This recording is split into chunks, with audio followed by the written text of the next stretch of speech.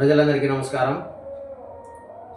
సంజీవయ్య భూమిని ఒడ్డే సమర అనే వ్యక్తి, శ్రీరాములు అనే వ్యక్తి, తిమ్మప్ప అనే వ్యక్తి అన్యాయంగా కబ్జా చేసుకోవడం జరిగింది. ఈ ఘటన పైన నాకు కార్యాలయం దగ్గరికి రావడం జరిగింది.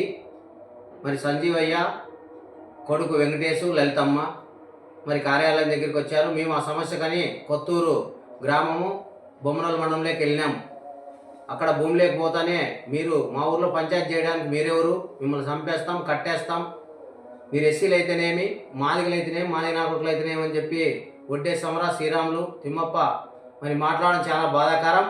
ఎందుకంటే మేము కూడా ప్రజా సమస్యల కోసం పోరాడుతూ 15-20 నుండి ప్రజల కోసం పనిచేస్తున్నాము. ఈ ఘటన పైన స్పందించి దీనిపైన మరి సంజీవయ్యకు న్యాయం జరిగే వరకు కూడా పోరాడతాం. ఎవరు అడ్డొచ్చినా కూడా ఆపేది లేదు.